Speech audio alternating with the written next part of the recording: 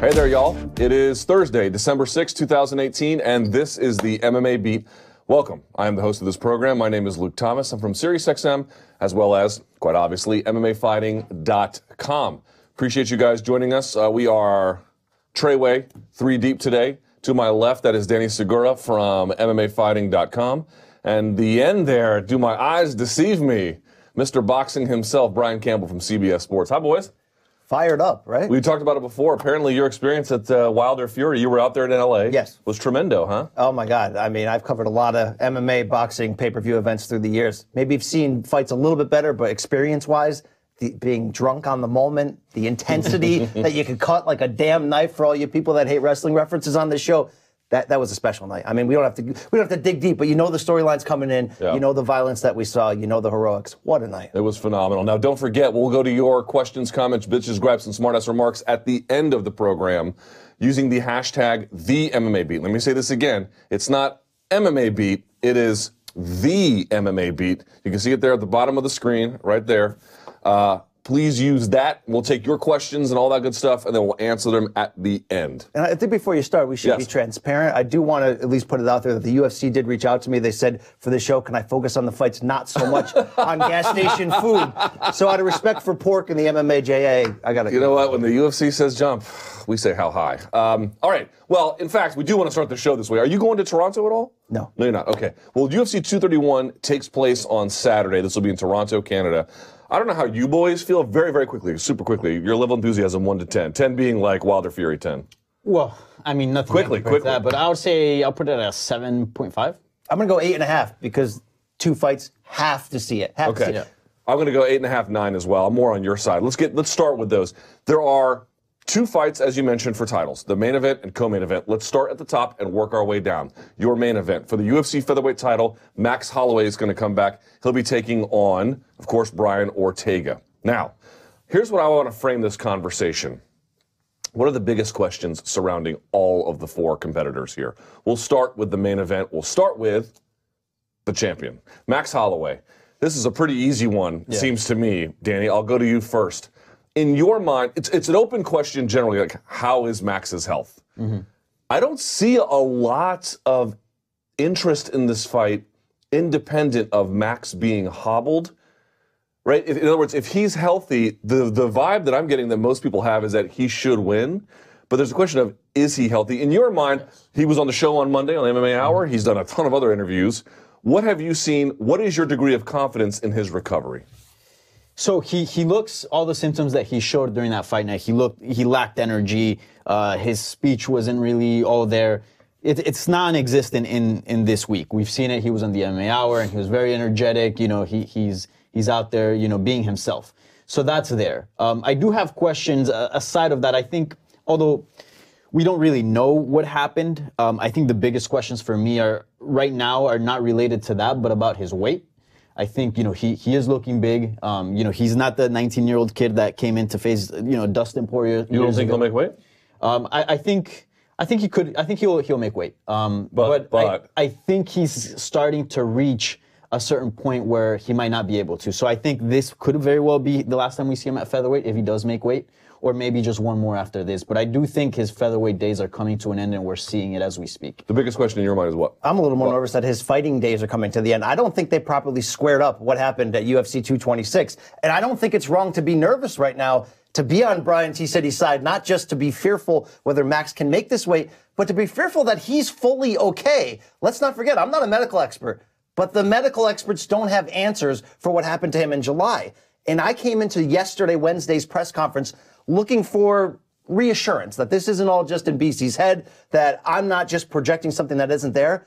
I didn't get any reassurance when Max Holloway took to the mic. And I'm not naive to him. I know his normal speech patterns, his cadence, the Hawaiian bruh to his voice. I'm not saying, oh, look, he started punch drunk. I'm just saying I didn't get any reassurance that he's fully okay. What would have been reassurance for you? An answer of anything that didn't involve 10th Island, baby. So when the questions are legitimately angled towards... Okay, but that's Max. Okay, but legitimately angled towards what have you done to take the right steps to your health? How confident are you? 10th Island, baby, 10th Island, this baby. is also, this is an issue we'll get to later, but it's also like, they call those things press conferences. Let me just put this out here, and we'll discuss the media side of this a little bit later.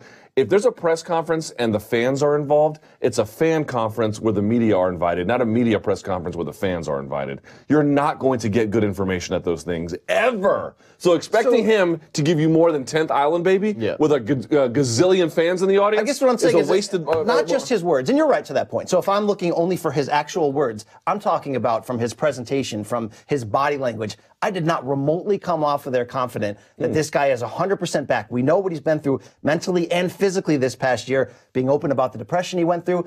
I'm not saying necessarily like don't ever let the guy fight again, but I thought more time off to try to maybe take more tests, rest his body, find out what happened.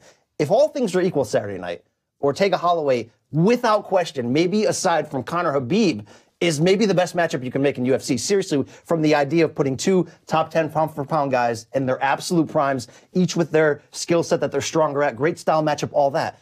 But I just don't have any confidence all things are equal entering Saturday night. And it goes beyond the fears of the weight. I asked him this on Monday. I was like, how do you know you feel better? And that sounds like a crazy question. But remember, this is a guy, two things I wanted to say about this. One, he even talked about it. When he had that spat, was it 226? Was it he had to pull out of the fight? Yeah. They had to trick him and tell him he was going to do media to get him into the van, and then they took the van to the ER. This is a guy who's just hard. He just drives forward, right? Because fighters are their own worst advocates. And in particular, Max Holloway is a dog, right? That was not a good decision to try to cut down to try to fight Khabib on 5 days' notice. He did it because he's a warrior and wanted to be a company man. So this is my point. Is like, how do you know you feel better? And people can say, well, it's like sort of having a cold. You know when you have a cold, you know when you don't. Okay, I get that he doesn't feel as bad as he felt at 226. But to your point, how do we know that the weight cut won't re-trigger all of these symptoms? That's the biggest question for me. It's like, dude, tomorrow is a massive, massive day for that pay-per-view. Do you think he's going to get through it unscathed, or he makes it and it shows up in the fight? Or to what extent do you think this is going to have does he not clear it at all? No, I think he will, and I hope he will. I'm really dying to see this fight. My issue is that the weight cut can make all these problems come up again, or make them worse. They're definitely not helping. That's for sure. It deteriorates the health. I think we are going to see some sort of repercussions from that weight cut. I don't think that'll be significant enough to affect them in the fight and that be a determining factor.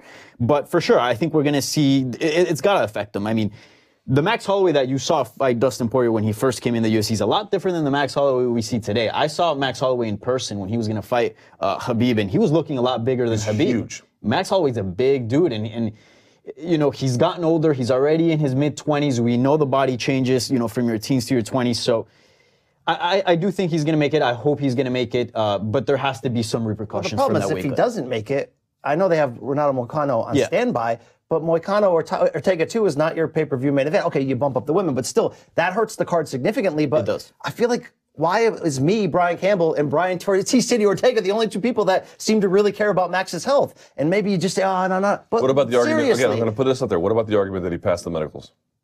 That's fine, but when you have something that severe happen to you, what he had in July, slurring his speech, just not there, and there's no explanation for it, I don't know about you, but the last place I'm going is back into a cage to fight. I'm maybe saying, okay, I'm going to give up my belt, move up in weight. I'm going to take a year off. I'm going to just make sure I'm okay. What if Holloway makes weight, he goes out there, just not the same guy, gets knocked out? I've seen fighters before the age of 30 become washed, become sort of punch drunk too early. I saw Riddick Bowe, that former heavyweight champion of boxing, at like age 28, done. Just done as a fighter, in some ways as a person, and it's sad. I don't know if that's Max. But I'm seeing things that scare me. And I don't think that the UFC should rush him back here this quick. I was very surprised when this fight was booked. For the table, any other questions about Max, maybe unrelated to this, but related to the fight that you have circulating in your brain? No, I think those are the main concerns. You? No, great style matchup. Hope he's healthy. This could be the fight of the year. I mean, this could be an instant classic. It does benefit him, but not in the kind of sense where you would blow through Ortega. So if you do have a fully healthy Max, shouts to Richard Mann from Fightmetric. He put together an article on ESPN, and of course on Fightmetric's, using Fightmetric stats. It's just a really good matchup for Max in many, many ways. But Brian Ortega has been in a bad position in so many fights, and then he just blows through everybody. So it's a really interesting moment. So then let's switch then, talk about Brian Ortega. Brian, I'll go to you first on this one. Two Brians. The biggest question about Brian Ortega heading into this contest is what? Is a good one. Where the heck is this guy's ceiling? Like, when you ask me who's going to win this fight if all things are equal, I'm probably going to shade Ortega because of the fact Max Holloway's really, really good. A top 5 really pound-for-pound guy, if we're being honest. Incredible win streak. But I feel like I know how good he is. I don't really think I know how good Brian Ortega is. I don't even think Brian Ortega knows, because each step up the ladder, he's evolving past the idea of this specialist, this great ground game guy. We're seeing what he can do on his feet. And I think what the UFC could stumble into if Ortega wins and wins dominantly on Saturday night is the kind of star that happens organically, not the kind of star that they've swung and miss on with like a Cody Garbrandt, a Sage Northcutt, a Francis Ngannou, where they tried to manufacture one, right? This guy looks like he fits the part. Let's throw him in there and find out if he is. I think Ortega, Mexican-American, great backstory. If anybody read my old colleague Brent Okamoto's story on ESPN about everything Ortega's overcome in his life growing up in Los Angeles in terms of being involved in crime as a teenager, toughness, good look, good snappy dresser. I think you could luck into here having a very marketable guy who wins fights in spectacular fashion. Yeah. I think that's a little interesting. You say you know how good Max is. Max is one of these guys who was not... You knew he was talented, but early on when he was getting, triangle armbar from Mount by Dustin Poirier, you didn't necessarily peg him as a guy who was going to be, stopping Jose Aldo in consecutive fights. And then over time, he just kind of got better and better and better to the point where he was just beating Ricardo Lamas, Jeremy Stevens, Cub Swanson easily. But I think he got better Aldo, at the skill. Frankly, he beat Aldo kind of easily. But true or false? So when you say how good he is, I've been watching Max's career as long as you have. I don't think I understand how good he is. I think he's got a super high ceiling. I don't disagree about Brian, but I don't know that we, again, the health issues notwithstanding. One point to explain it, true or false, Max, he's grown a lot and evolved, but I think he's grown a lot and evolved in the discipline that he's the strongest in. So what I'm saying is he's always been a volume aggressive striker. I didn't think, to your point, in the Pettis fight or even in both Aldo fights in which I picked him to lose, that he would have all the craft to go along with that to win this fight. So yes, he's evolved in that, but to me he's evolved within the strength that I already thought he had in his game coming in. Oh, I don't know if I agree with that. I think you're talking about a guy who can set the terms of a fight almost better than anybody else. Like Khabib has to struggle for a takedown, and that takes a lot of work. Max has maybe the best distance control, and he can define the terms on which you guys compete better than anyone. Best takedown defense maybe in all of UFC, quite 93%, which is absurd. Anyway, going off track here, what do you make of his position? I'll ask you what your biggest question is. Is the biggest question about Brian Ortega in your mind how his ceiling? Good he is? His ceiling. Possibly, yes. To his case, I do agree in the sense that, Ortega, we all know his jiu-jitsu background, training with Henry. We all know how prestigious it is. We all know how good it is. But then you go out there, he goes out there and knocks out Frankie Edgar, and you go, well, wait a minute. I thought this guy was a jiu-jitsu guy. You know what I'm saying? So he is developing in a lot of areas that perhaps are not his expertise, and then you wonder, okay, how good can this guy really get? And I know Max Holloway has submissions under his record, but we know primarily, throwing hands, that's what he's good at. For me, the question about Brian Ortega is, I really do think Max Holloway's days at featherweight are numbered. So can Ortega be the future of the featherweight division? That's my question, because sure, Ortega's a big dude as well. He's young as well, but I don't consider his case as severe as Max Holloway's, as close as 155 as Max Holloway. So I do think Ortega will stick around featherweight a lot longer than Max will. And, the division's filled with a lot of old guys, and we'll see if Ortega will become featherweight. Yeah. I mean, Chad Mendes just came back. He's been around for a while. Cub Swanson's been around for a while. Yeah, but there's so many guys surging through. Ortega, Moicano would be one of them. Moicano, Holloway's still there's still a lot of older guys. Even Ricardo Lamas just picked up a win. He's 36. Yeah. There's still a lot of guys at the top that are of age, that are in their 30s. Yeah. So Ortega, for me, is he the future of the featherweight division? I think if he beats Max Holloway, we'll have our answer. He wants to be the future of lightweight. You see the comments about Nurmagomedov, calling about Khabib, which is a hellacious style match. I know people got on me about it because I was like, I don't think that's a crazy thought. I mean, I'm not suggesting that should be next. No. I'm not fantasy matchmaking in that sense. And I'm not suggesting he wins it. I'm just saying I want to see it. Yeah, I would definitely want to see it. As I said previously, Nurmagomedov was known because there was only. I know people think that in the Dos Anjos fight it was different, but it wasn't. Only one person has attempted a submission on him one time. Michael Johnson jumped guillotine, and he paid for it because 6 seconds later, Khabib had him in mounted crucifix. How do you do that against a Brian Ortega? Very, very interesting. My biggest question actually is about the fight itself. Again, Richard Mann put out a stat. In terms of strikes landed per attempts and then strikes absorbed in terms of attempts, the best fighter in that featherweight division is Max Holloway. He doesn't get hit hardly at all, and he hits everybody. In terms of the worst ratio, it's Brian Ortega of all top featherweights. You got a guy who's got the best ratio against a guy who's got the worst ratio. But here's the thing that's interesting about Brian Ortega. Who cares? Who cares what the numbers say? He beats all of his UFC opponents. He stops all of his UFC opponents. And the one guy who had a jab who you thought, okay, this guy, Frankie Edgar, maybe he's long in the tooth, but this is the guy. Ortega stops him inside a round with strikes. To me, it's like, what matters? The numbers, and the numbers matter.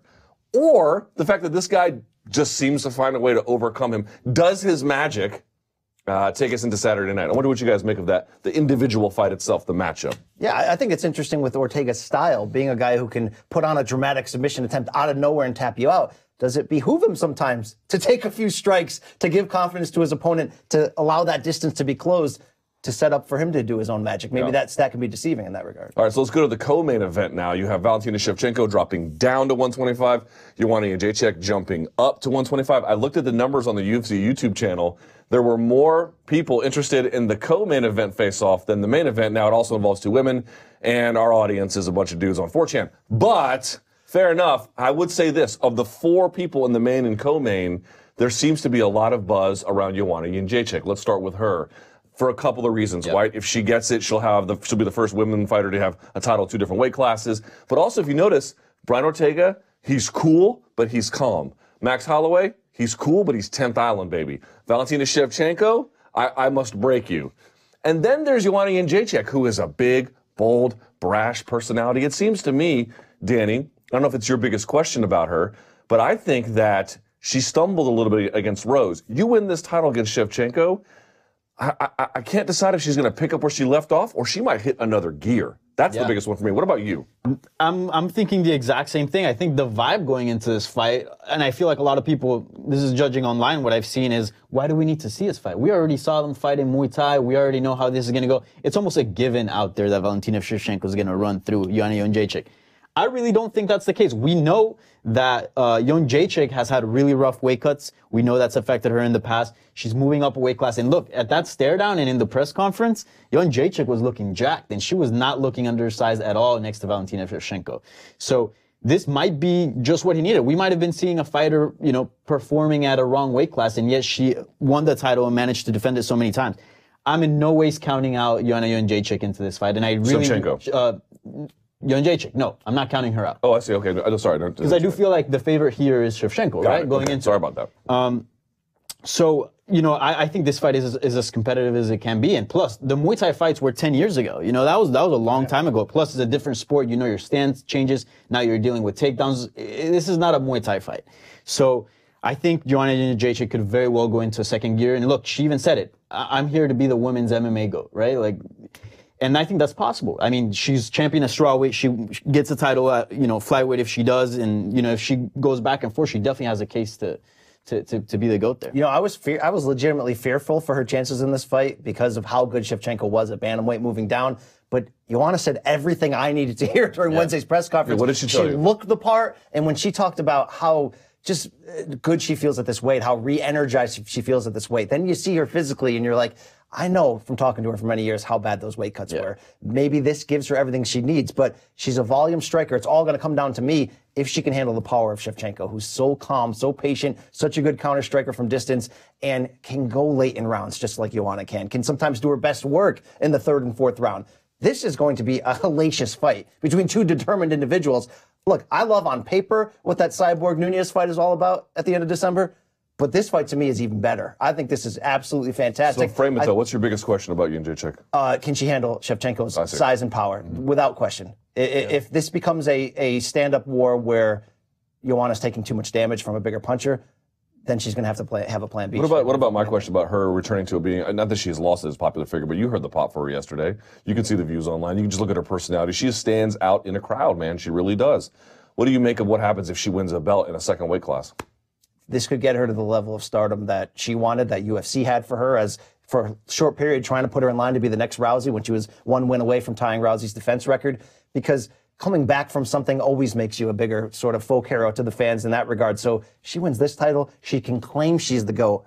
But then she's going to have to go back down to 115 and fight Rose a third time, which is exactly what she wants to do. And then you really have a setup to carve out the greatest career in women's fighting history. It's kind of interesting. Oh, sorry. Go ahead, Danny. The only way she's getting maybe a rematch with Rose is if she gets this title. I mean, if she loses against Valentina, it's hard to make her. It's hard to make a case for her to get a rematch against Rose. So yeah, this title means everything. Not only to solidify her position in women's MMA, but also to get that rematch that she wants. It's kind of interesting to me. This is a side note. It's like, on the one hand, she has to fight Rose Namajunas, who trains with Shevchenko. Yeah. On the other hand, she has to fight Shevchenko. It's like, I wonder, will she break through or be sort of like trapped by the bookends that is Valentina Shevchenko? My biggest question about it is the counter-striking, which you brought up. If you go back and you watch those Muay Thai fights, I agree. There's so many different things you will do shot selection-wise, and distance, and there's just so many differences. Like, do I really think that Shevchenko is going to ragdoll Jacek and throw her out of the ring like she tried to in their first fight? I don't think so.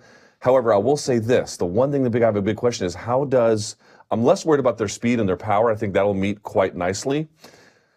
My biggest question is, in terms of the fight itself, how does she get around the fact that Joanna Jacek, she doesn't mind necessarily circling on the outside or being in the center, but she likes to lead with all the strikes. She likes to get off first. And as you noted, you go back and you watch their Muay Thai fights, Shevchenko times everything on the counter, and that's how she was actually able to win. So I'm like, how do you change that dynamic? That's the biggest question for me. I'm going to be very curious to see that, which takes us to the woman everybody thought was going to be the champion at this point, having faced Montano or somebody else, that being Valentina Shevchenko. Brian, I'll go back to you on this one. Biggest question about her heading into this contest is? I don't have a lot of questions. I think she's the rightful favorite. I think what it's about her the weight fight cut? to win. I think she proved in that first fight that she didn't have issues. She looked dominant. I think that the only pressure on him is the only pressure on her is the pressure, and I think she's already shown that as a bantamweight title contender, who, by the way, did beat Amanda in that second fight. I agree. But this is a great opportunity for her to obviously make this division her own. This is not a deep division. She's a big name, and this is the fight we wanted without question in there. Stylistically wise, I don't really have much concerns. Yeah, I don't have any questions regarding regarding Shevchenko.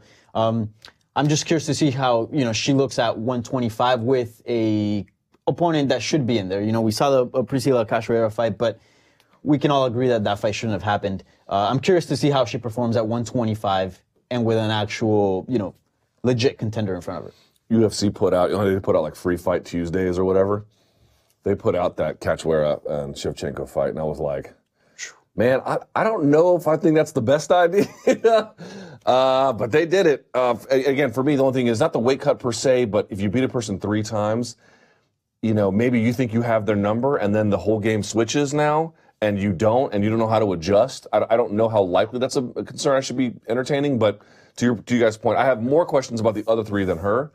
But what if she loses, and then you have to sort of reassess, like, where does she go from there? Because at that point, she'd be kind of trapped, although maybe they would do some kind of a rematch. Now, speaking of flyweights, let's talk about another pair of them, sort of. It was reported yesterday by ESPN's Ariel Helwani that, okay, TJ Dillashaw was going to drop down to flyweight to face Henry Cejudo in January. That's still happening.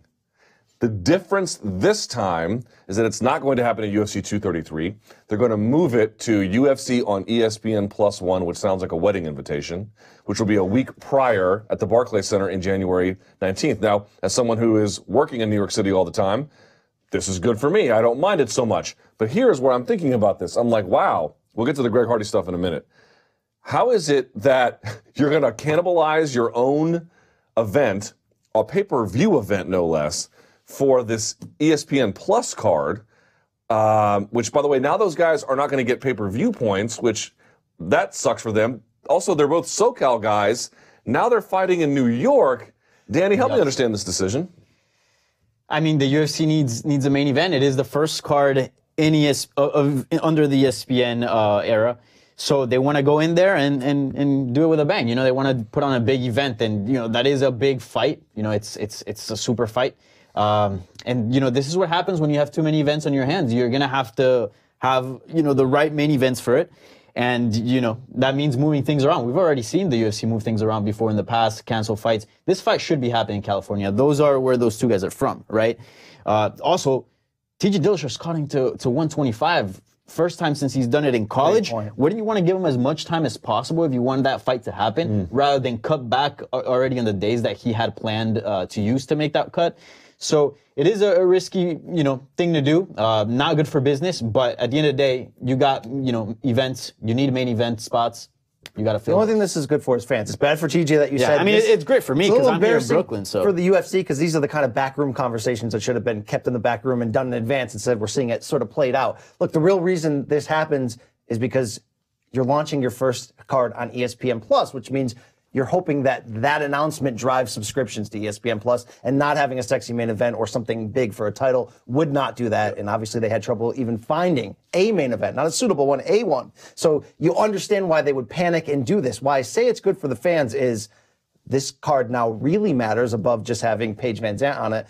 And now maybe they won't play out that Anaheim card after all, because that's the same night, of course, in the same city is that Bellator card that we all need to see. You think they cancel? With Fedor Bader or Bader Fader? Which one? Yeah, Fedor Bader, Aaron Pico, and then Gegard Mousasi Lovato. I'm going to go with Fedor Bader as the pronunciation. Must-see card, absolutely. Yeah. Kind of a dick move. I understand it's business you're counter-promoting against, but you're going in the same city. And when it comes down to it, when you looked at what we thought was going to be on that UFC 233 card versus what we know is going to be on that Bellator card, I'm picking Bellator. I got to see what happens in that Fedor-Bader fight. So in the end, if they end up pulling Anaheim off the table, which they've done before, yeah, that's what I was going to say. They've done it before. Win. Yeah. We all win. TJ still loses. You think they do that? You guys think they do that to Anaheim twice?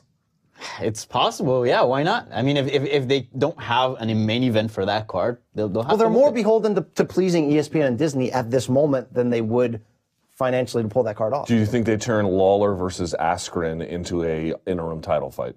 It is very possible, yes. In fact, this whole situation, when I was reading up on this, I was like, this smells like an interim title. Sorry, Kamaru. Yes. You think so? I think they've proven that time and time again that they'll throw those things out there to try to spice up any fight. I also think that they're going to use this to pressure both Colby and Tyron to fight on that versus 235. If they can make Colby Tyron at 233, you're going to see that card, okay? Because that goes up very nicely against Fedor. But if you can't get a one on that level, that card. Here's the thing that I can't wrap my head around. When they announced that they were going to be on ESPN, you were like, okay. First of all, I love the fact that they're going to be on streaming. Mm-hmm. I have DAZN on I'm a subscriber to DAZN. What's some of this? You got to put on your hood. My hoodie, what's up, exactly. DJ Wax Weasel.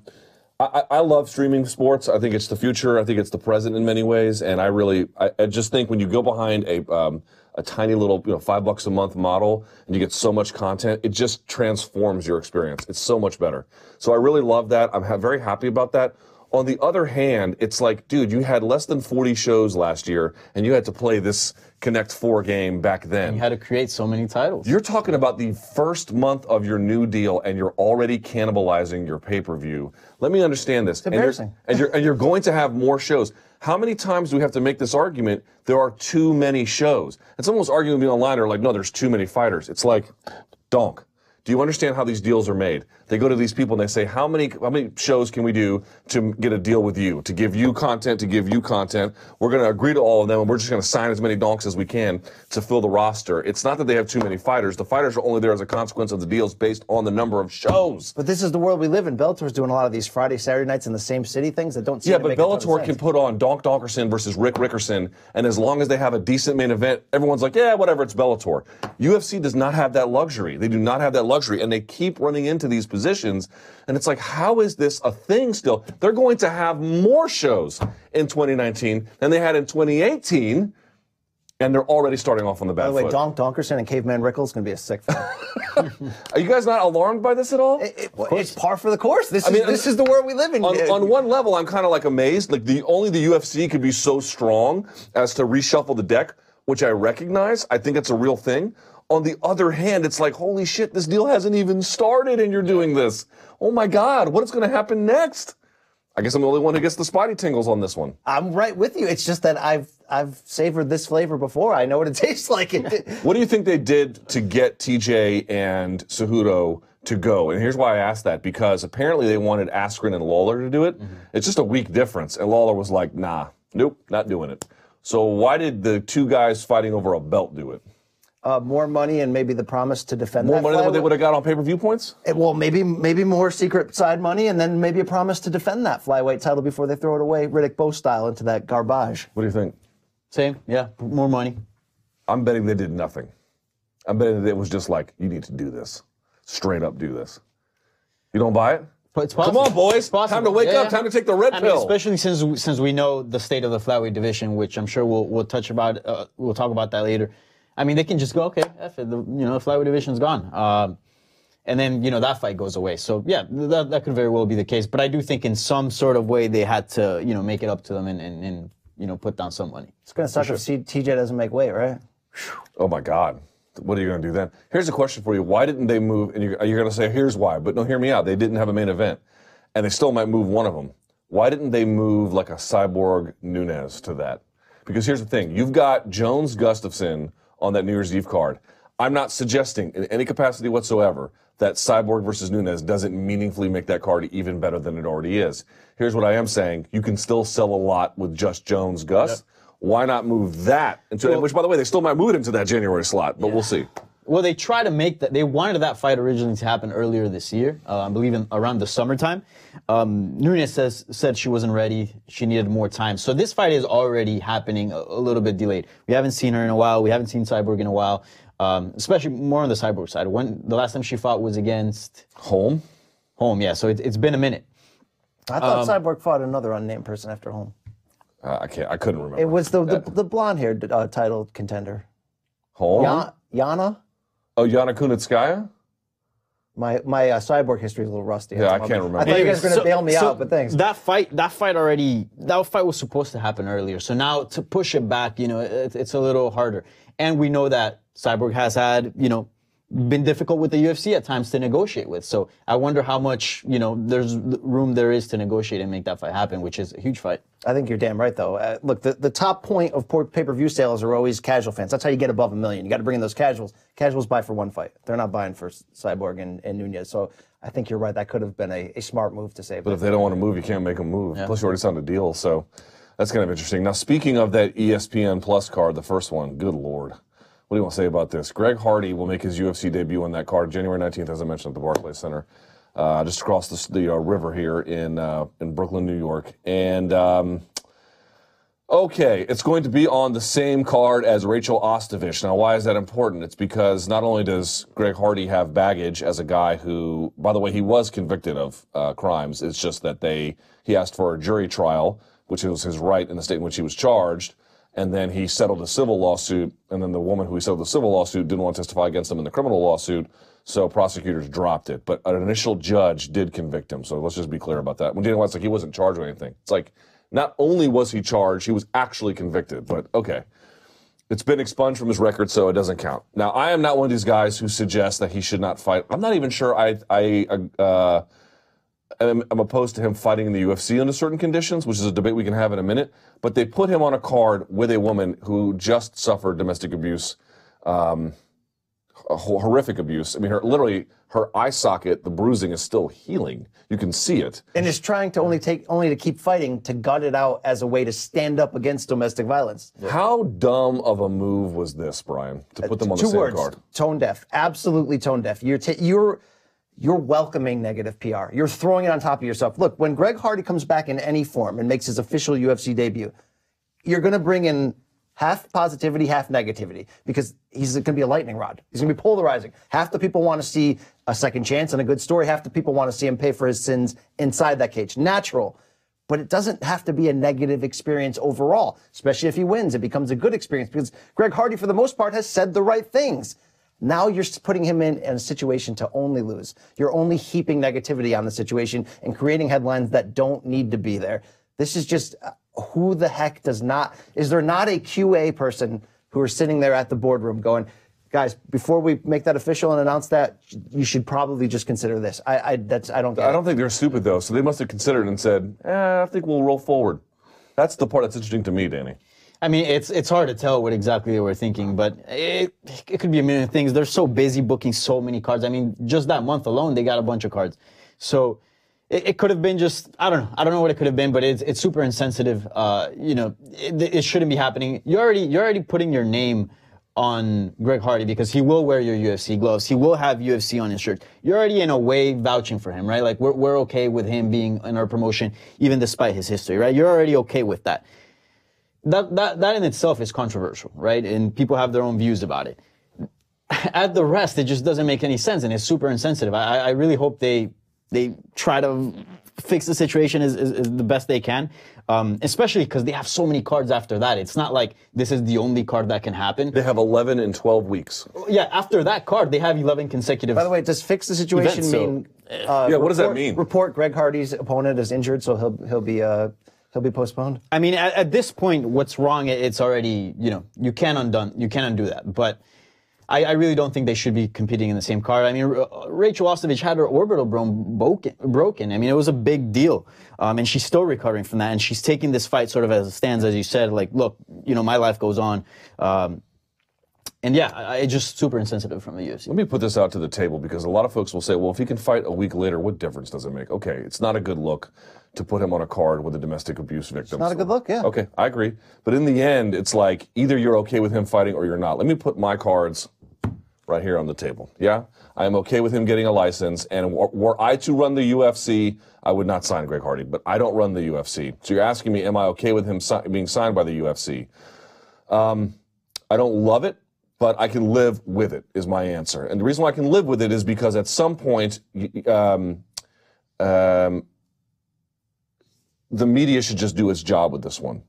If the UFC wants to say we're going to hire people with this kind of baggage, then the media has not merely the right, but the obligation to every time bring this up. And their female fans have a right every time to hammer them so that you can eat this bad PR every time you want to bring this guy in. In other words, we're sort of letting the market dictate here.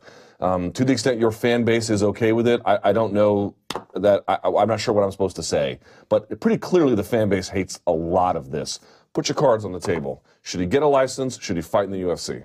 100%. But should he fight in the debut ESPN/Disney card? Separate issue. Should he fight in the UFC? 100%. Why is it 100%? Why do you not have qualms about a guy who's got these kinds of issues? I mean, the law handled this situation that he's allowed a second chance at life. If he's not in prison for his crime, he's not imprisoned. He should be allowed a chance to work. And also, this country loves good second chance stories. If he does and says the right things and turns his life around, this is a redemption angle. I'm not saying I love Greg Hardy, the person. I like the idea of him finding this second chance. I think there's positivity that UFC can gain from this. Not on the same night Rachael Ostovich is there on a ESPN Disney card, tone deaf. I mean, like, there's no explanation here.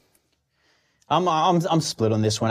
Put your cards on the table. I think, I personally don't like that being attached to MMA, because MMA is still a sport unlike, American football and other sports that's still breaking a lot of barriers and a lot of boundaries. A lot of people watch it and they go, man, this thing's too violent. There's still a lot of, pushback from the sport, even though it's come the long way. And, these things only make it worse, those type of stereotypes. And we've seen already MMA, we've seen certain athletes already have a history of, and have gotten in trouble for domestic abuse. So it's not like this is something new, but at the same time, it's something that if you're the leading promotion in mixed martial arts in some sort of way responsible for the sport, right? You should in some ways try to keep the health of the sport and protect your athlete so Danny, and protect yourself. So let's split the question. Should he get a license by an athletic commission?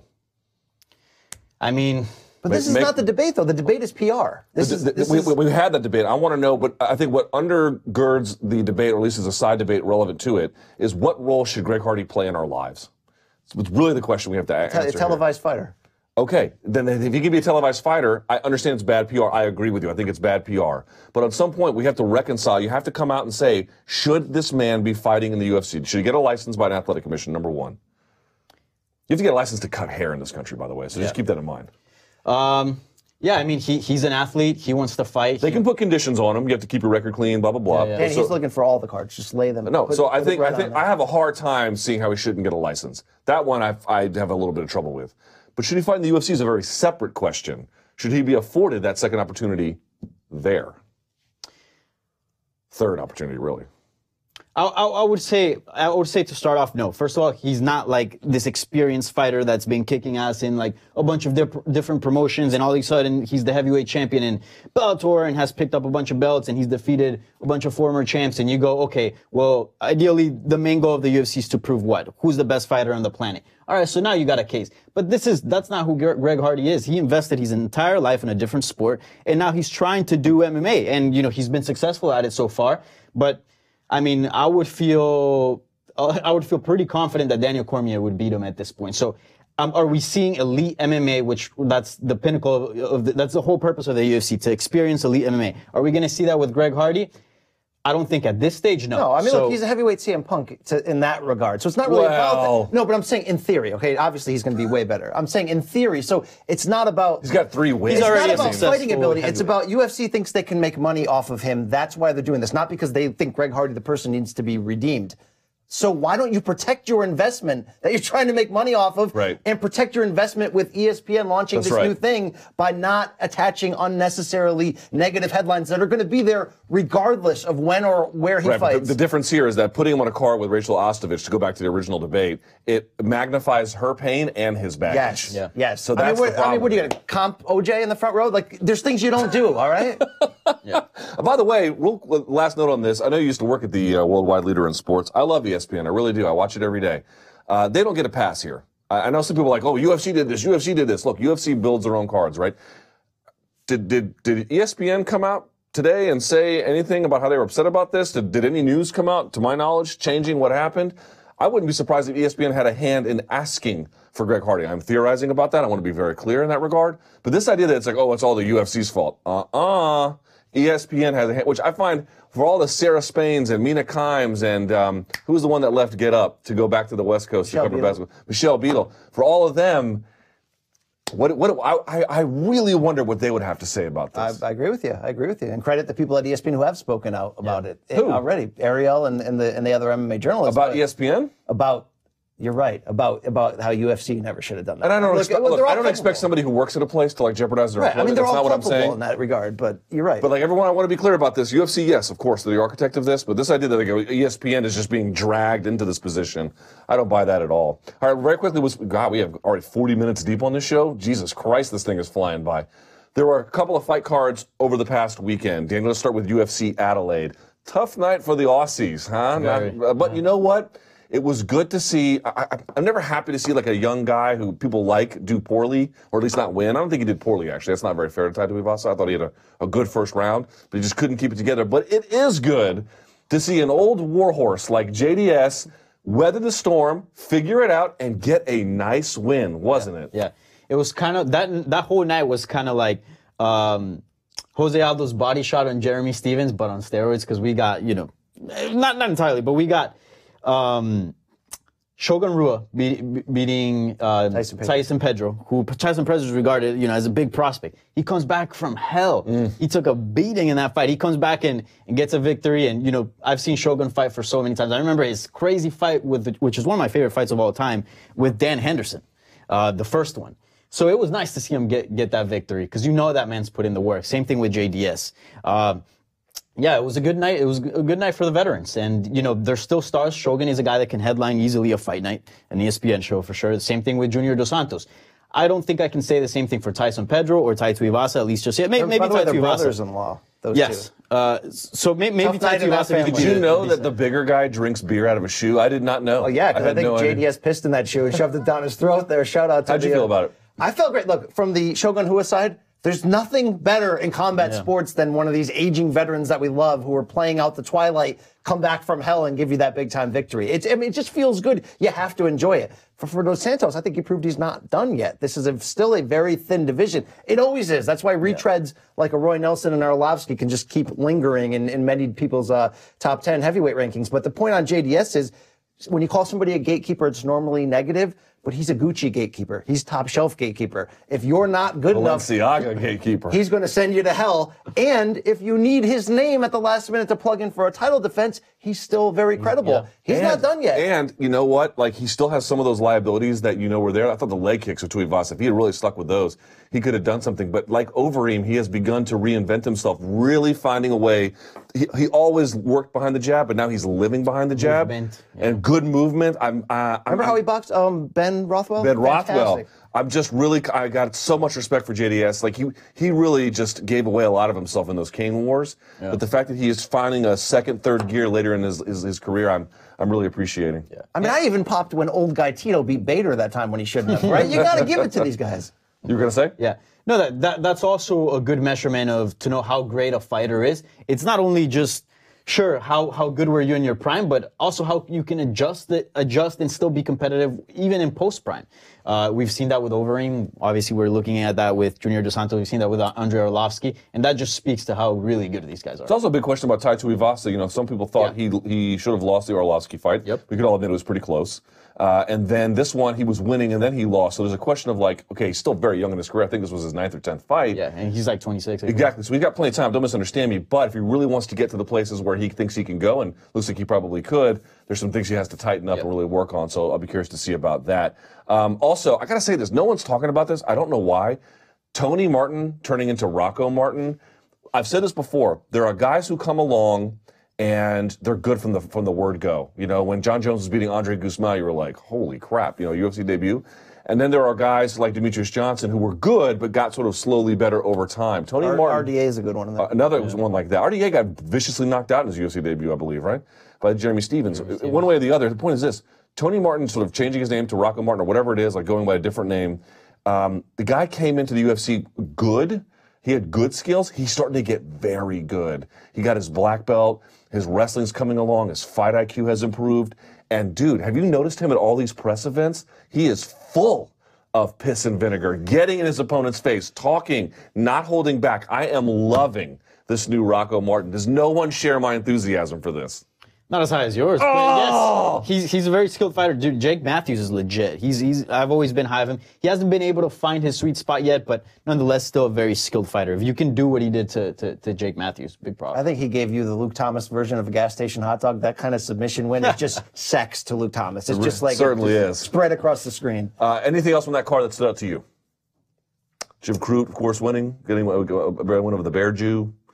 I'm really curious to see what happens with Mark Hunt next. I saw Glory tweet out, giving him some shout outs. Did they? Yeah. He's like, I forgot exactly what the tweet was, but it was just like, respect to Mark Hunt, and they showed him, kickboxing. Maybe he does kickboxing. I don't know. But I do think he's still a hot commodity. I think he's... That performance was not too inspiring. It wasn't too inspiring, but nonetheless, this is not someone that's super washed up. His chin's still there. He can take a punch. He can easily go to Bellator and have some fun fights. True. Risen, won... No, nothing really moved me outside of those. Justin Willis was a nice win for him. All right, the other fight card of that weekend, by the way, did record low on FS1. Yeah, every time I bring up the number of cards, people are like, you don't have to watch them. I'm like, do you understand that I am not alone? People leave the sport because of the glut of content. Please stop with that argument. Anyway, so the big winner out of that one is Kamaru Usman. Holy Jesus. Wow. Kamaru Usman... My God, dude, Rafael Dos Anjos, I don't know that that's the appropriate size for him. I think 165 is probably ultimate, but he's not some physical weakling overmatched.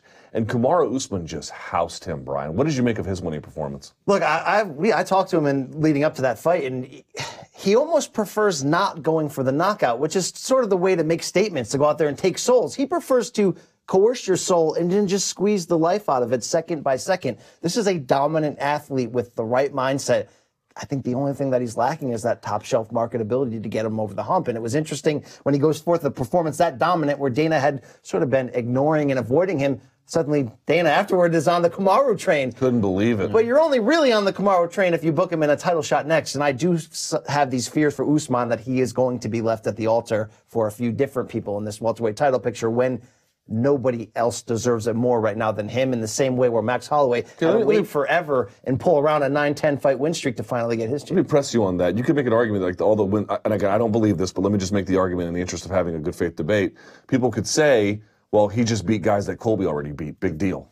There's a sloppy seconds angle right there. That's certainly true. So if Colby gets the shot at Woodley next, which he deserves, that's more than fine. And if one of those two can't make it and you want to bump Kamaru up, that's great. But if those two can fight each other next, and we know we have Askren and Lawler in the bullpen potentially for an interim title, and we know both Diaz brothers are lingering. I have fear that Kamaru's never going to get his just due in time. What about you? Yeah, it's tough. It's a tough sport. It's a tough spot for him because we know how the UFC can favor guys who are flashy and put on crazy knockouts, and that's not what Kamaru is doing. That doesn't mean it's not as impressive.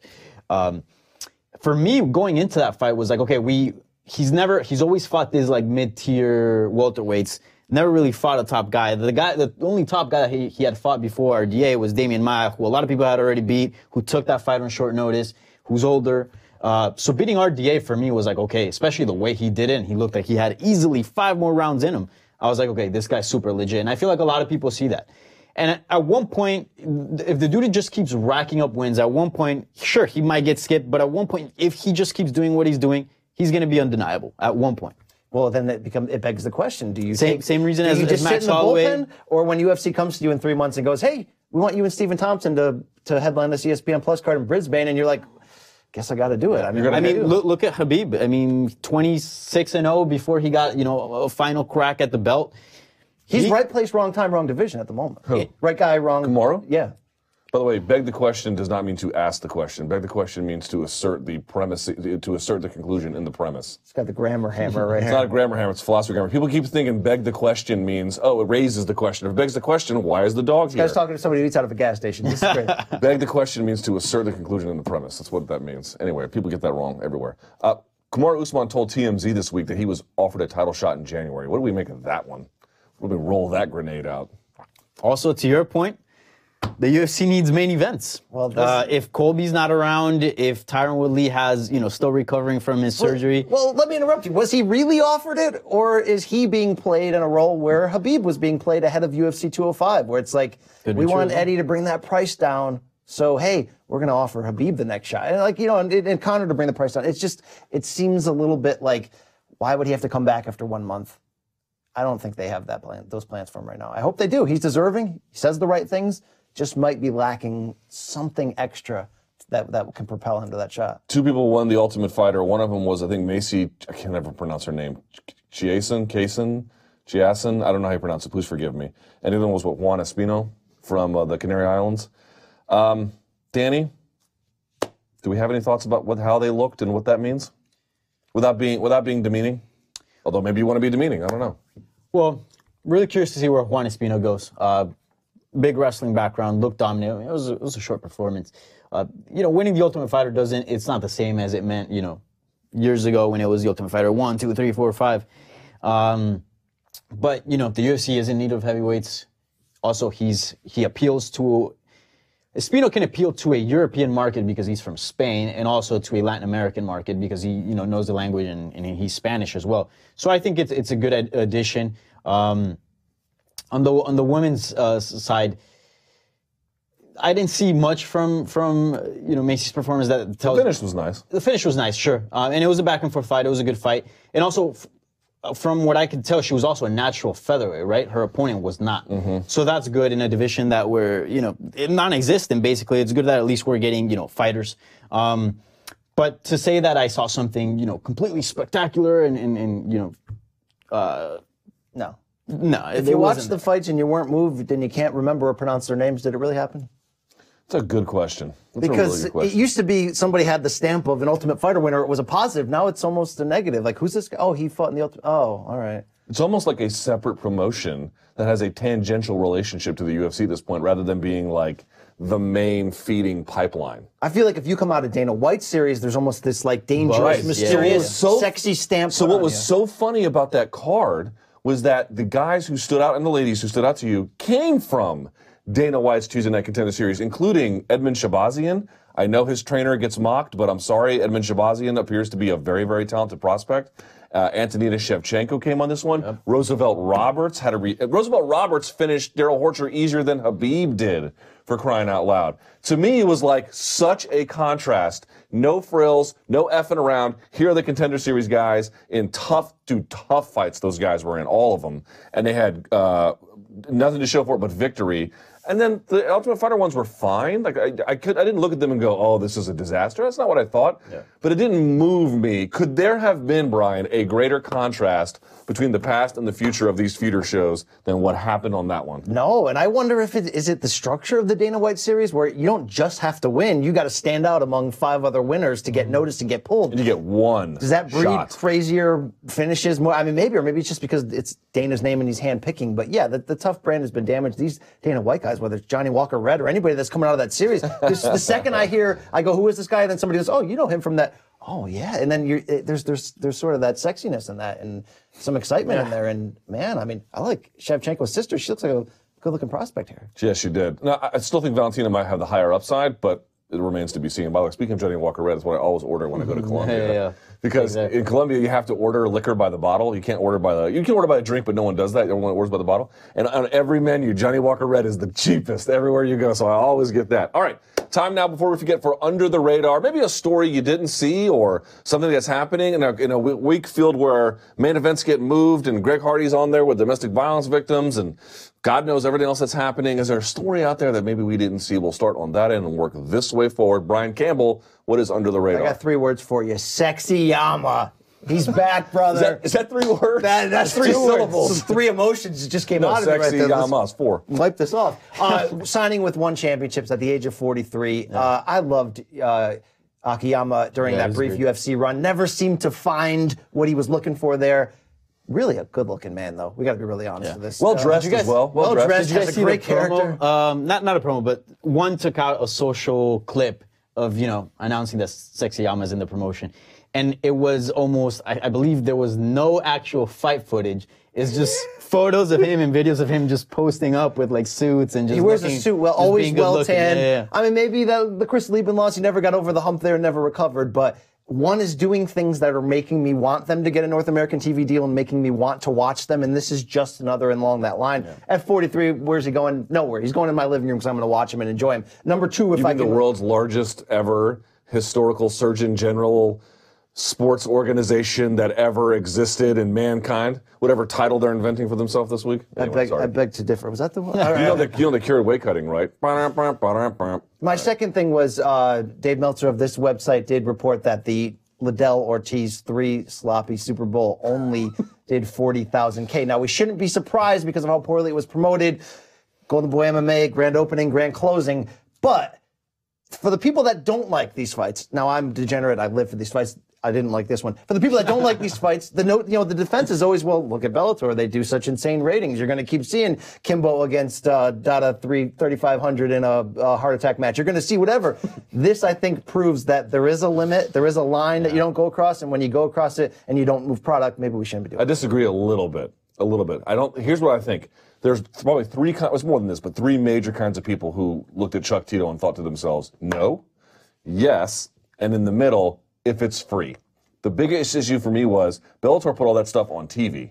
If you put that on TV or DAZN, would it have done well? Hard to say, but put it behind a paywall, that's when people were like, wait, I have to pay for this now? No, that to me was what really got them. At least that's my theory anyway.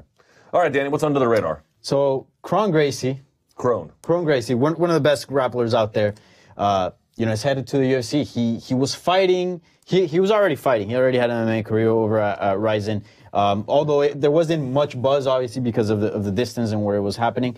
But the dude just came. The last time he fought, he beat Kawajiri, who's fought in the UFC and had a long run. Yes, had a long run in the UFC. Has like over 40 fights. I think his record's like 35-10 or something. Is a really good record. And submitted him, which is something. And now he's signing with the UFC, fighting Alex Caceres, which is, I think it's a perfect opponent. And also AJ Agzarm signed with Bellator. There seems to be a bunch of jiu-jitsu guys are heading to MMA. Gary Tonin, AJ, Dylan Dennis, right? Even Gordon Ryan has flirted with the idea. Gordon Ryan, Mackenzie Dern. I mean, all the young prospects the legit young guys and girls that are in the jiu-jitsu world, they're coming up and they're headed to MMA. There's something there. For a while, I feel like we saw that early on in the UFC. Like, it was like almost the next step. Like, you did jiu-jitsu, you got really good. All right, let's test your skills, in MMA. Let's see how efficient your jiu-jitsu is. And then that sort of kind of went away for a while, and now we're seeing that pick up again. I'm a little bit unsure if that's true. I think your point is well made, and I need, based on the way you're arguing, I need to reconsider. Gabby Garcia. Okay, but Gabby Garcia and Mackenzie Dern had completely exhausted what they could do in jiu-jitsu. Dylan Dennis got his black belt, but never really to AJ Agazarm's point, he was right about this. Dylan Dennis, don't get me wrong, but he was one of the brown belt all-stars. All those Marcelo Garcia guys, Mansour Kara, Jonathan Satava, Mateus Diniz, and there's more. They were just murdering everyone as brown belts.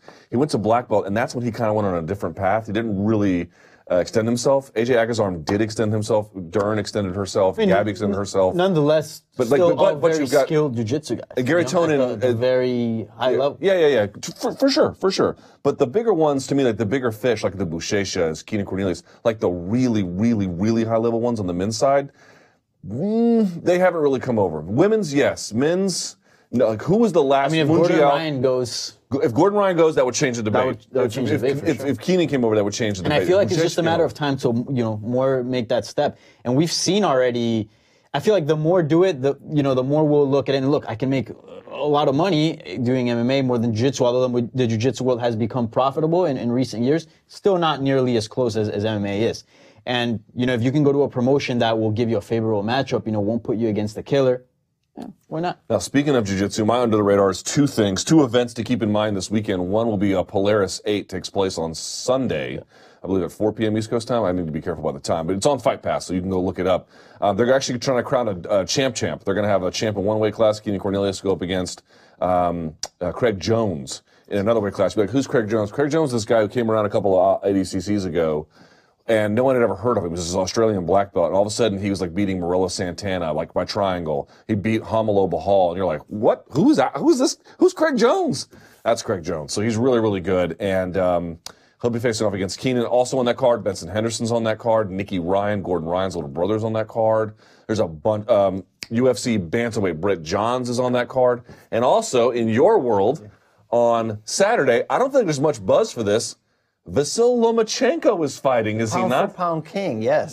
This guy, the guy who Max Holloway adores, TJ Dillashaw adores. Who's the donk who he's fighting? It's not much of a name. Well, it's Jose Sniper Pedraza of Puerto Rico. It is a unification fight. He fought, Lomachenko fought Linares, you remember in May, to unify the 135 titles. This is another title that's open there. So it's at MSG, yes? It is at MSG in the theater. It'll be that post-Heisman Trophy presentation ESPN card that is a pretty good matchup. Top Rank is doing such a good job with this guy, trying to get him out there in front of big audiences, and he is the most exciting in terms of skill level, talent in boxing? The footwork is off the charts. And if you find the videos online of what he does to train mentally, all these things they do in the balancing of the balls and all that. I mean, it's just next level. The guy is just a freak when it comes to angles, wizardry. When MMA fighters are lining up to train with him, he's doing something right. So he fights on ESPN on Saturday. Champions. Yeah, exactly. Yeah. Champions, you're right. They're all like, when he comes around. So keep a look out. When you pointed to me and said my world, I thought we were going to talk about Jack Swagger having the Bellator debut getting signed. Yeah. Anyway, all right, time now for After the Beat. That's where we take your questions and your remarks using the hashtag #TheMMABeat. We have assembled a nice collection of them. We will answer them now. Don't go anywhere. The beat is over. After the Beat starts right now.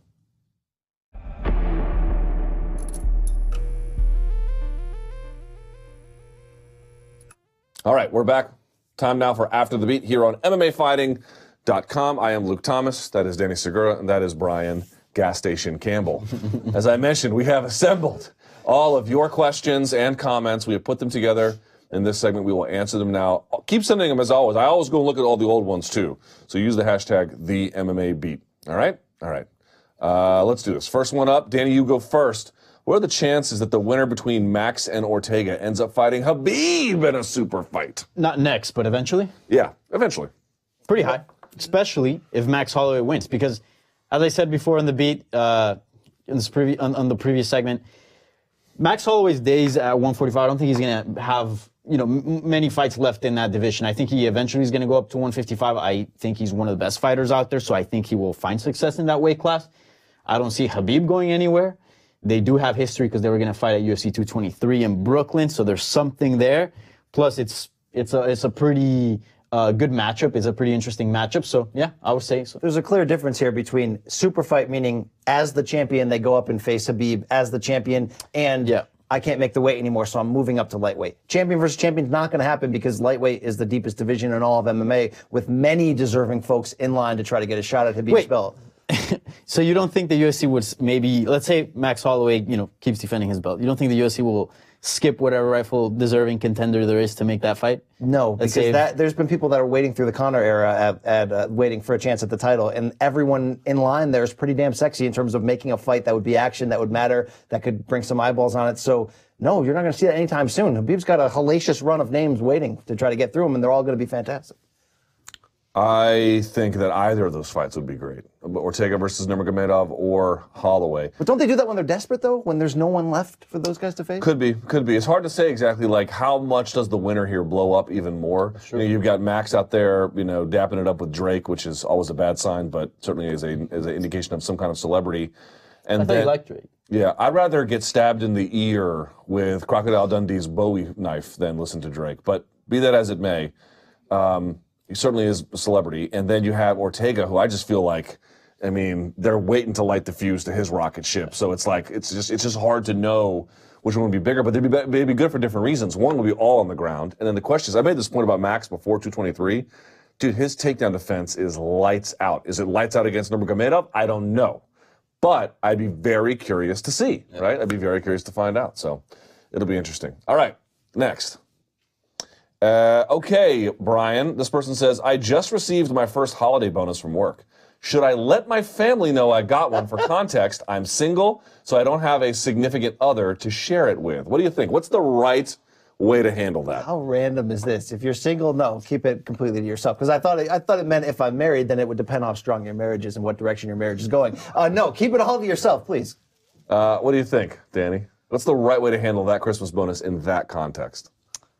No, dude, if you love your family, I certainly love mine. I would use that bonus to, get them something nice. I'd obviously save some for myself as well, but sure. My family, I've said this before, my family is so checked out on my career that I will literally, on my radio show, and I'll even do it here if the time ever permits, I've talked about like surprise parties I was going to plan for my wife, literally on the air. Because my dad and my sister and my brother, and even my wife to an extent, they have no clue what I do. So for me, now I have a wife, so I would take care of her. And she's listened to my show before. My dad could not tell you he couldn't even tell you the name of my show. He doesn't even know what this is. He doesn't know, and it's like, I could say horrible things about my dad. It would never get back to him because there's no connection whatsoever. So if I was that donk and I got that bonus, I go that to my family and I would keep every penny of that. I would just burn it in front of them just to antagonize them. How about that? Yeah, but what civilized adult that doesn't live with their parents would share it with their family? Huh? He's very civilized. He's got a great stash. Yeah, thank you. Let's say you got a bonus from work. This might be a high bonus, but let's just say $5,000. You got $5,000 bonus. Taxman's going to take, let's say, $1,500, $2,000 net. So you got, let's say, $3,000. $3,000 you can just play with. How much of that do you give to mom and dad? If I'm going to buy them... They don't know you got it. Okay. They don't know you got it. If I'm going to, let's say, I'll get them something for Christmas. I'll get them something, something a little extra nice. But I definitely won't spend, the whole $5,000 on it. But see, I have a heart, so, I adore my parents. As any Hispanic knows, every single Hispanic mom is like an angel. So I'll take care of my parents for sure. It's true. My mother-in-law, to your point, knows exactly what I do, so I can't say anything about her. But not that I would anyway. But the point being is there was a little more connectivity there. But okay, the 3,000, like, how do you budget that? Well, I'll save some for sure, the 3,000, and say like. What do you spend on the folks these days? If you had $3,000 to play with. I love this question. This is so weird. I would spend about normally I would spend somewhere close to maybe a little less than $100 for each of my parents. Sounds about right. I'll go 150. 150 is a little low. I think 2 is probably a little nicer. Closer to 200. What do you think? Also, I'm a broke millennial, so I have to put that in my savings as well. Brian will just spend it all in I have a wife. She handles the Christmas presents. Oh, really? You just cut her a check and she just rolls? Dude, cut her a check.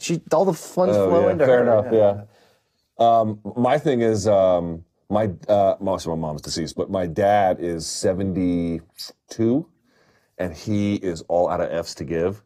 there's nothing in the world I could buy him that he wouldn't immediately throw in the garbage. Like nothing. He does not care anymore. Oh, what about socks? Doesn't care. Ties, nothing. Get him a DAZN subscription. A DAZN subscription. I don't think he has a television. I don't think he has a television. So the only thing we figured out for my dad that works is just a meal. That's it. Just make him a nice meal. He's good. So for me, if I got a 5K bonus and then tax blah, blah, blah, blah, blah, and got 3 at the end, I'm just wheeling and dealing to myself, player. I'll have to spend that at the Stadium Club in D.C., if you know what I'm saying. All right, next. All right, here we go. Why are MMA journalists who mention doping regarding Cyborg and Overeem not saying a word about Ortega popping for and admitting use of steroids? Is it because he's American? Now, I picked this question for a couple of reasons. One is there appears to be among our international viewers a belief that American or somehow North American MMA journalists or media pay more attention to those who dope who are not American, that we somehow give them a break. First of all, do you buy that argument? Now, I don't buy it, but maybe I'm missing something. I think there's something to be said there, but I think also you got to look at all the circumstances. When Overeem had his issues, when Cyborg had her issues, they were at the top of their career. They were killing it. I mean, Overeem was already champion, you know, and had already achieved a lot. Same with Cyborg. Brian Ortega was very new, right? So there already wasn't a lot of attention around Brian Ortega. Like, let's be honest, if a boxer that's fighting in the prelims pops for something, you know, is it going to make big, even if he's American, is it going to make big splash in the news? Or let's say Canelo pops, you know, for the whole, you know, Mexican steak thing, you know, that'll make big waves. So focus on people that knock fools out, because there's still that connection in your mind with steroids only giving you more strength and nothing else. So I think that's sort of part of it too as well. Yeah.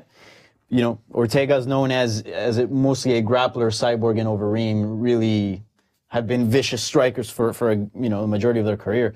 So, you know, I think, you know, there's a lot of circumstances that... Should we keep bringing it up about Brian Ortega? It was in his UFC debut against Mike De La Torre, which he won via, I think, guillotine or rear naked choke. Oh, rear naked choke on the jaw. Kind of just drove it back into him.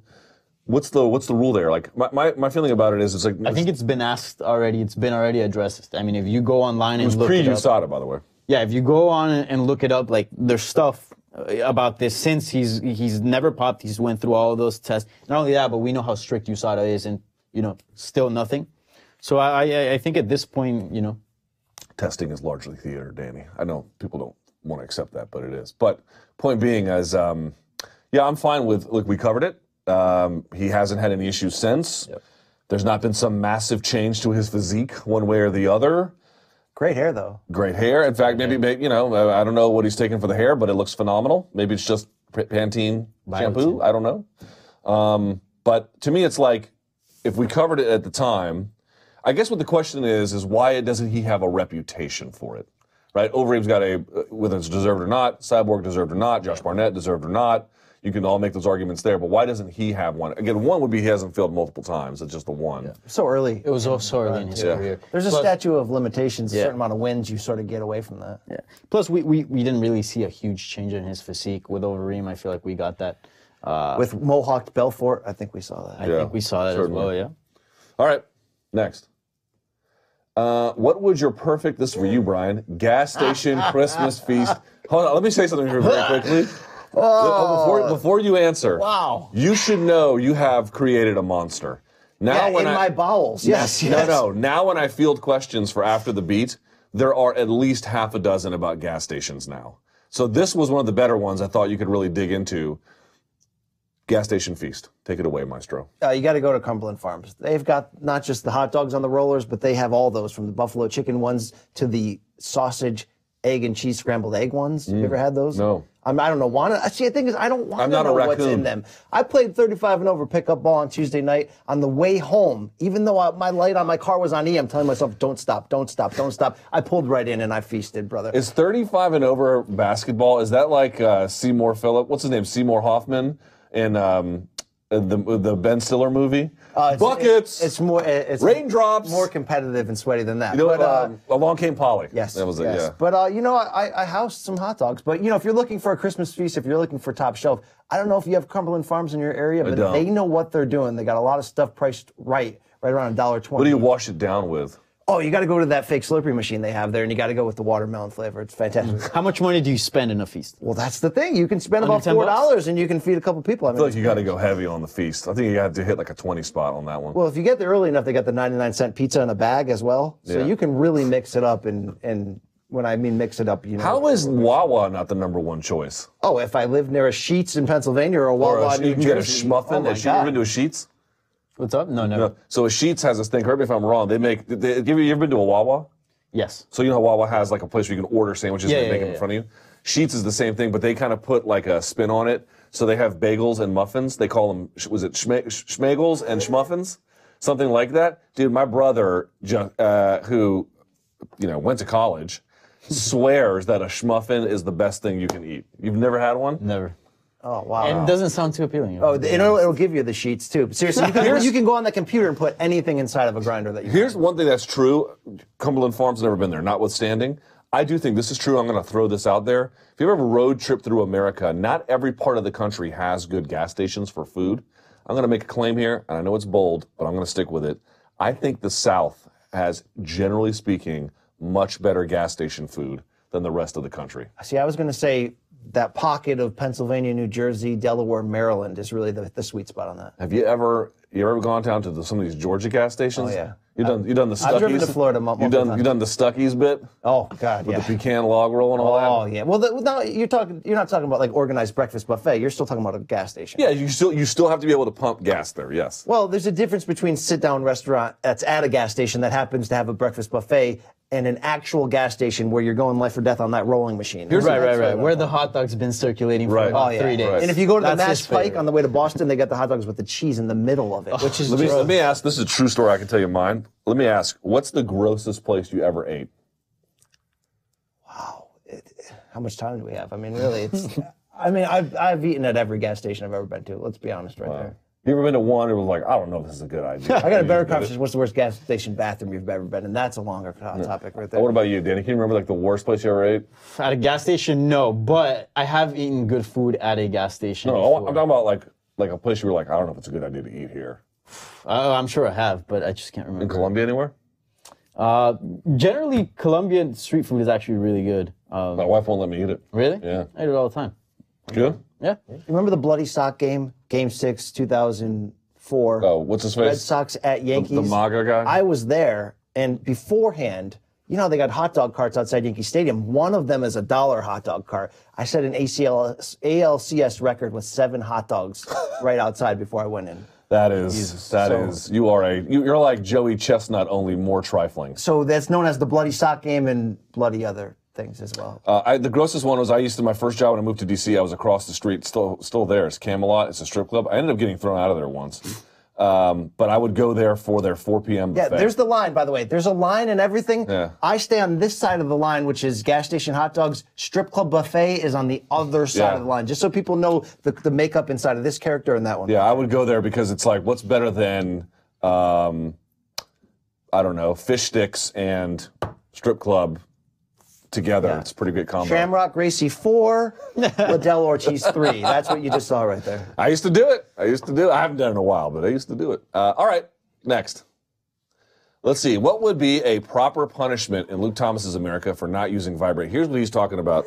So today I get on the train, and there's this guy next to me, Captain Self-Important, who is not only going, well, Karen, you better get those Excel spreadsheets into me pronto, or just talking loud about his bullshit life. But then on top of that, his phone would audibly ring, and not just ring like, some pleasant thing to alert you to the fact that someone is calling you. A normal, like, ring, ring, ring, and would happen super loud, like ridiculously loud. Dude, who are these people that still have an audible ring on their phone? Yeah. Monsters. That's who. ISIS. Well, what's That's the age? who. There's an age limit in this country. My mom's on that offensive category. We'll answer her My phone dad does it too. My dad's in his anywhere. 70s. We'll answer her phone anywhere, but like I think is 55 the cutoff in America, where if you're below 55, you have the self-awareness to put it on vibrate. Afterwards, it's a free-for-all. The phone, like, I was once not even a joke, and you don't want to joke about wakes, but I was at a wake, and the guy in line in front of me, his cell phone went off, and he answered. It was like, sorry, can't talk right now. Yeah, I'll get to that later, but I'm at a funeral right now. Got to go. I've actually seen that. The guy was over 55. I think there's a line in this country. Do your folks answer the phone with audible rings? No. I'm trying to think. No, I don't think so. What my dad does do, which is sometimes annoying, and I'm just like, Dad, like, chill out. He likes to put the speaker on and talk like this because the phone itself is not very loud for him to like talk. So he sometimes put the speakerphone and talks like this, and he's just like walking around like wherever it is, and I'm like, so now you're party to his conversation. Exactly. So yeah, but I think they keep it on vibrate. That's one problem I have is, just, hey, Karen, let me get the... It's like, please, die of a communicable disease. What if I told you that man was unemployed? You should have seen how he was dressed. If he was, it's his own fault. Number one. Number two, here's the other one that I can't stand. Every time there's a new phone review, you guys know who MKBHD is? He's this dude who has his own YouTube channel. He does like tech reviews. He's got like a gazillion followers. And every time he reviews the speakers on a phone, and it's like, can we make sure that the speakers are broken on your fucking phone forever? These people who I was in my other job, I was at SiriusXM. I'm in the elevator, and this guy is just watching a sports game on, like we're in his living room. I wanted to. It happens all the time where like people even bring like small speakers into the subway. The Bluetooth speakers? Yeah, yes. They're like bumping their own music, and you're just like. Let me say, if you're one of these people who just thinks you can play your shit out loud, you are a barbarian who deserves to be executed in frnt of your loved ones. I had a guy like that at the subway, but he's playing gin and juice, so I can get. No, he should have been thrown in front of the train. Do you understand that? You are a feral animal, Romulus and Remus style, incapable of living in a shared space with others. Silence your phones and realize I don't want to listen to your music. Nobody wants to listen to your music, especially Danny's music. I'm just saying. Next. All right, this was the big one I want to save some time for. Why would journalists mistakenly use the word miscommunication to give the UFC the benefit of the doubt when it was pretty clear the UFC PR was trying to avoid the Greg Hardy question? Why didn't anyone speak up and ask the hard questions about why UFC booked Hardy and Ostovich? Now, we've gone over the Hardy and Ostovich portion of this, but there's a media portion of this as well, and I also addressed part of this earlier. I think we need to have a conversation about this. In MMA media, we are very confused people. We pretend we're very confused. Like, wow, why do we have such a bad reputation with the audience? Partly, I agree, the audience doesn't understand the job. They don't understand what we're up against. They don't understand the rigors of it. There's a lot they just don't get. That's a small part, though. It's a notable part. But the biggest part is that we don't, and I'm not looking just to the left or the right, but I'm looking in the mirror when I say this. We don't hold power accountable. They note we don't hold power accountable, and we just kind of ignore it in our mentions. We have lost their trust. That's why they don't like us. The two are directly related. Everyone makes it out to be like, oh, we're just victims of people who don't understand us. A little bit, but that's really not the issue. We don't hold power accountable nearly enough. Now, there was this issue yesterday where all the media goes to the UFC 231 presser. I mean, as I mentioned before, dude, the fans are there. They're there to have a good time. This is no one wants you to ask questions there. Like it doesn't work for the most part anyway. So one is that like I don't even know why they attended, I guess, but the other one is, what do you make of my theory about this? Because I saw a lot of pushback being like, well, MMAJA came out, which I am not a member of, and I'll be candid, I don't have any interest in joining. They came out. Are you a member? No. You're not a member either? They came out and they were like, well, we asked the UFC about it, and they kind of pulled back a little bit on it. What do you make of this person's question and this general dynamic of self-pitying you see in the media and MMA media, rather than the recognition of it's like, who really holds managers accountable? Nobody. Nobody does. You think they're not accountable? Like this idea that like we've just been victims. We just can't figure out why we've lost their trust. We've lost their trust because we don't do the job. Fact. What do you make of that? I think somebody should ask that question. I was disappointed watching that press conference that wasn't brought up. You find out afterwards the question that was posed here was, why didn't anybody ask it? Probably because they've seen people, their own media brethren, lose their credential and lose their access, sometimes for things that were worse, sometimes for things that weren't. So I think that's the case here, unfortunately. Yeah, I'm not standing up for them. I'd like to be able to say I would have asked that question if I was there. I just avoid those things now. I just don't go to them. They're fine for like if you're multimedia people, like if you have to film or something, it's fine. But if you're like It's just not a great way to get. Sometimes, though, it is the only way to get Dana cornered. And if you're not in certainly, let's say, an inside circle where you have direct access, it is a way to get a question at least addressed. It can be, yeah. It's tough. It's tough, but I don't know. You can always ask Lene. She's always there. You can ask Chris Costello. Hey, does the organization have a comment about this? What about this? And then they'll either give you something or they won't. What do you make of this, Danny? Yeah, I mean, I think you're right as far as, we've seen the UFC, ban journalists before. And, if they tell you to do something, if you go against to what they're saying, you maybe could get your credentials taken away. And there's people that, need access to do their job. So, they don't want to mess with that. It's a tough situation. It's a weird, but ideally, yeah, journalists should be able to ask questions, whatever they want in a press conference. And you just hit something. If somebody's going to sit here listening and watching and go, oh, that stupid journalist, they just want to keep their access. Well, sometimes they want to keep their job, and their job is getting access and bringing it back. So which I understand. It's a very gray, tough situation. But they should at least acknowledge as much. If you're going to have one of those kinds of jobs, and I have one of those kinds of jobs, you have to acknowledge it. Like, I don't call myself a journalist. I'm not. I have a hard time saying what I do is journalism. It's media. It's media. Okay. It doesn't mean you don't ask certain people certain difficult questions at time or raise other issues. It's fine. But journalism is a specific task. It is a task that has nothing to do with, courting popularity. It's not. You have to be very careful about that title. And so, one of the things our media brethren don't want to do is they don't want to have these conversations out loud. I think we need to have this conversation out loud. Like, what is it the MMAJA does? I don't know. I also don't think from the top down that there are people in there who are journalists. I don't think I belong in the organization because I don't think I am one. So we never want to have, everyone wants to have these, well, we'll have this conversation off air. We'll have this conversation in DMs. No, we need to have this. If we're going to hold everybody else to account, right, that's the job ostensibly, we have to be able to have this conversation out in the open. And to me, it's like, I'm not even mad at the people who didn't ask questions necessarily, because I don't know that I wouldn't have. I just wouldn't have found it very fruitful. But I saw people being like MMA media is very defensive. People don't understand the job. Yeah, they also know you don't ask people certain questions. Like, what impression is it you think they're supposed to get? I don't know. Any final thoughts on that? Is boxing media like that? I don't feel like it's like that. It's a little bit different. There's not a centralized promotion, so it can be a little bit more wide open. Paulie told me he couldn't cover Paulie Malignaggi. I had him on my show on Monday to talk about Wilder Fury. He told me that De La Hoya took his credentials away for a bunch of stuff. Did you know that? I wouldn't doubt that. Yeah? Does he do that kind of thing?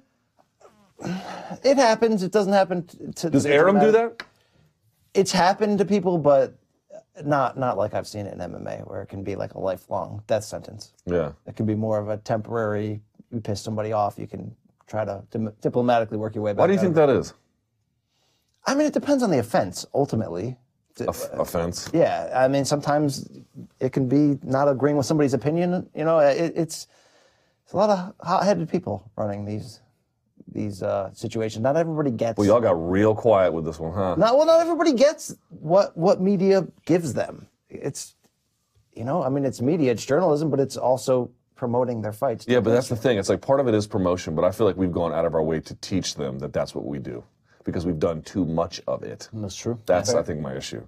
It's like, okay, that is true. Like, we interview fighters. I do it on Mondays, for crying out loud, and I think that's part of the job.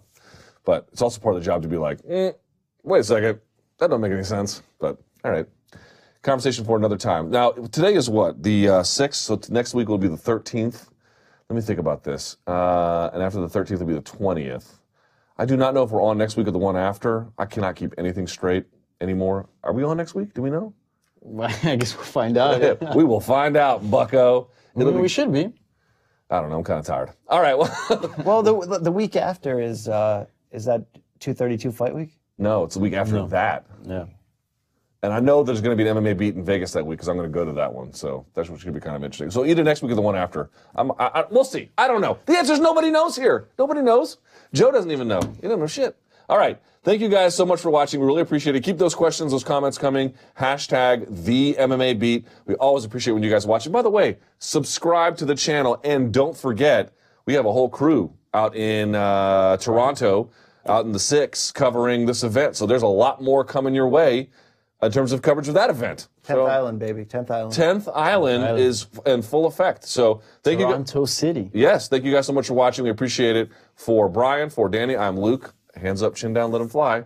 This is the MMA Beat.